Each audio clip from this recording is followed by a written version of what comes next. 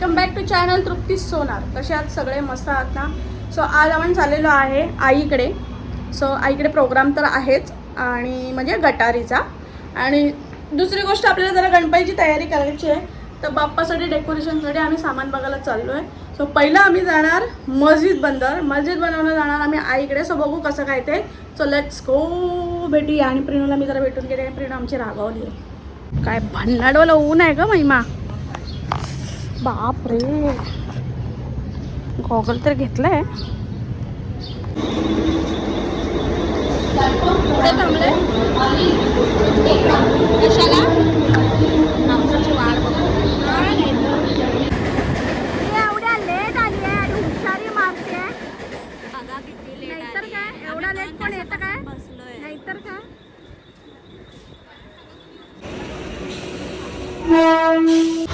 So hi guys, एवढा वेळ अर्धा तास आम्हाला वेटिंग केल्यानंतर माझी बहीण आता आलेली आहे पोचल्या चिंच पोकळीला.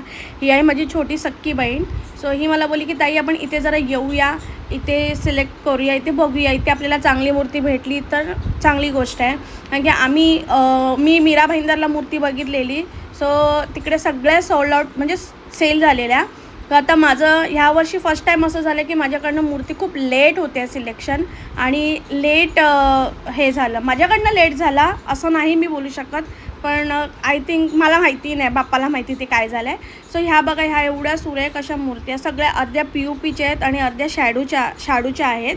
आणि एवढ्या सुंदर मूर्ती होत्या ना की असं वाटत होतं की अरे ही मूर्ती घेऊ की ती मूर्ती घेऊ. म्हणजे सिलेक्शनला तुम्हाला प्रॉब्लेम होईल एवढ्या सुंदर मूर्त्या आहेत. म्हणजे तुम्ही जी मूर्ती बघाल त्या मूर्तीमध्ये तुम्हाला असं वाव वाव अशा म्हणजे तोंडातनं असे शब्द निघत होते. सो माही आणि बहीण माझी बहीण बघूनच बापरे, एक नंबरच चालू होतं. तिचं पण चालू होतं, माझं पण चालू होतं आणि महिमाचं पण चालू होतं. आणि हे बघा ना यार, काय मूर्ती आहे, काय कॉम्बिनेशन कपड्यांचे, म्हणजे ड्रेसिंग, काय बोलू तुम्हाला, माझ्याकडे शब्द नाही आहेत. सो हे आहे, आम्ही चिंच पोकळीला आहोत. आणि जसं मी तुम्हाला सांगितलं व्लॉगिंग स्टार्टिंगला की मी मस्जिद बंदर बोली तर नाही, आम्ही चिंच पोकळीला इथे. जर कोणाला पाहिजे असतील तर मला कमेंट्स करा. महिमा बघा काय बोलते. एवढ्या सुंदर मूर्ती आहेत तिथे, एवढ्या सुंदर मूर्ती आहेत. हां, छान महिमा मागे पुढे बघा, बॅग लागेल. तुला मूर्त्या कशा वाटल्या? मला बघितलीच काहीच. तुम्ही बघून घ्या इकडे मूर्त्या. आम्ही चिंच पोकळीसाठी खूप अमेझिंग आहे. म्हणजे आम्ही बाप्पा सिलेक्ट करायला आलो घरचा.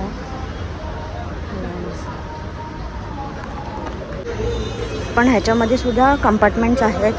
हा पहिल्या कंपार्टमेंटमध्ये जाऊन आला, आम्ही आता दुसऱ्या कंपार्टमेंटमध्ये. अशा कंपार्टमेंट आहे तिकडे. सो गाईज, एवढ्या मूर्त्या होत्या ना, मी हजारो मूर्त्या बोलू शकेन. आणि जर मी तुम्हाला आत्तापर्यंत बघितलेल्या व्लॉगमध्ये मी तुम्हाला सांगेन, 2 दिवसाच्या ह्याच्यामध्ये मी खूप मूर्त्या बघितल्या. आणि खूप साऱ्या मूर्त्यांचं सिलेक्शन फार कठीण होतं माझ्यासाठी. पण तरी एकदा तुम्हाला मी दाखवीनच की आपला बाप्पा आपण कुठला सिलेक्ट केला आहे, काय आहे. आणि ह्याच्यामध्ये 1-2 मूर्त्या आम्हाला आवडल्या आहेत. तिकडचं आम्ही काय म्हणतात ते कॉन्टॅक्ट आणि हे आणलेलं आहे कार्ड. सो आम्ही त्यांना कॉल करून बोलू. पण तुम्ही बघा ना यार गाईज, म्हणजे हे बघा, हे एक मोठा हॉल आहे, जागा आहे तिकडे. ह्या लोकांनी प्रत्येकाने आपापले स्टॉल टाकले आहेत. काय सांगू तुम्हाला यार, एवढे सुंदर. हे बघा, बघता क्षणी आवडलेली ही मूर्ती व्हाईटवाली मधली. माझी बहीण तर नुसती घेऊनच बसलेली अशी एकदम, ताई एक नंबर. माझी बहीण ड्रेसमधे जाऊन बसलेली. आणि खरंच की मूर्ती फार सुंदर होती. त्या मूर्तीचा आम्ही भाव काढला तर आम्हाला 6,500 7,500 सांगितलेला आहे. ही पर्पलवाली पण छान आहे. पण आमचा आता असं प्रॉब्लेम आहे की जे आम्ही डेकोरेशनची थीम आम्ही जी ठरवली आहे त्या हिशोबाने पर्पल ड्रेसिंगवाली मूर्ती हायलाईट्स नाही होणार, व्हाईटच होणार. सो बघा ना, बहीण माझी बघते, बोलते ताई एक नंबर. सो असं काही क्षणासाठी असा पण विचार आला की आम्ही प्लेन अशी मूर्ती घ्यावी, फक्त माती. आणि ड्रेसिंग माझी बहीण बोलली म्हणजे आपण करूया, तिला येतं, ती तर थोडी आर्टच आहे, तिला म्हणजे क्रिएटिव्हिटीमध्ये फार तिचं डोकं चालतं. सो ती मला बोलत होती की आपण असं करूया. समजा ते झालं तर मग आम्ही 4-5 दिवस आधी मूर्ती घेऊन आम्ही ते पहिलं करणार. पण आता बघू कसं काय चाललं आहे, बाप्पा आम्हाला काय मार्गदर्शन देतो आहे आणि बाप्पाची इच्छा काय आहे, कशा पद्धतीने माझ्याकडे यावं आणि कुठून कसं यावं. सो माझं खूप प्रयत्न चालू आहेत आणि गणपती बाप्पा आले की आमच्याकडे 2 महिन्यापासून आमची धावपळ खूप चालू होते आणि ती खरंच बाप्पाने धावपळ करून घेतो आहे आमच्याकडनं.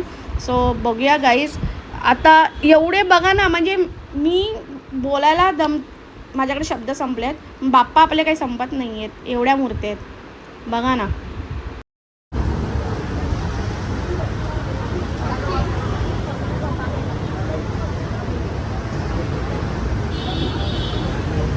ओ माय गॉड, महिमा एकदम रूला.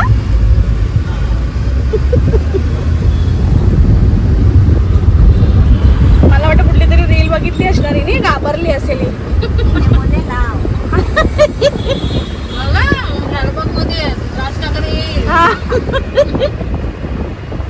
सो गाईज अशी मस्करी करून आम्ही आता घरी पोचले. मी करते आहे चिकनला सगळा मसाला लावते. आपली उद्याची तयारी गटारी आहे. आज आहे शनिवार. या शनिवारची दिवशी मी करते. सो हे पूर्ण चिकनला मसाला लावून ठेवणार आणि मसाला लावून झाल्यानंतर ते फ्रीजमध्ये ठेवणार आणि मग उद्यापर्यंत ते व्यवस्थित एकदम तळायला छान होतील. सो संध्याकाळचा वेळ आहे आणि ते ही लहान पोरं. हे बघा, माझी आई चन्नी रोडला चाळीमध्ये राहते. मला सांगितलं आहे, खूप जणांना माहिती आहे, पण चाळ ते चाळ असते भावानं बहिणीनं. दुसरी गोष्ट, मी ते मागवलं गुलाबजामची अशी मज्जा झाली, अशी गंमत झाली की माझ्याकडे ब्लिंकिटला ॲड्रेस होता दादरचा, जिथे मी ऑर्डरला गेलेली शिवाजी पार्कला. जर तुम्ही माझा ब्लॉग बघाल तर तुम्हाला माहिती असेल. तिकडचा ॲड्रेस सेव्ह होता आणि ते गुलाबजाम त्या ॲड्रेसला गेले आणि त्याला कस्टमर केअरला फोन करून समजायपर्यंत कस्टमर केअर चर्नी रोड बोलते तर तो चंदीगड बोलतो. आता काय बोलू सांगा तुम्ही मला भावांनो आणि बहिणीनं.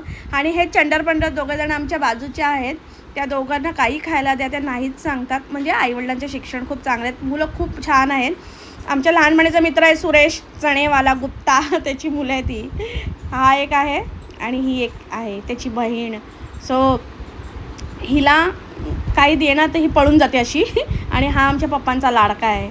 आणि हे बघा, ही माझी बहीण त्याला द्यायचा प्रयत्न करते, खाणारच नाही तो अजिबात नाही. जबकी त्याला प्रचंड गोड चांगलं आवडतं. मी असं ऐकलं की तो गोड खूप खातो आहे. सो ही जी बहीण सांगत होती, जी कंप्लेंट करत होती, मिठा बहुत खाया. इकडे महिमा आली आणि फायनली बाय द वे तुम्हाला सांगायला विसरली की हे गुलाबजाम मग बहिणीने झेप्टोवरनं मागवले.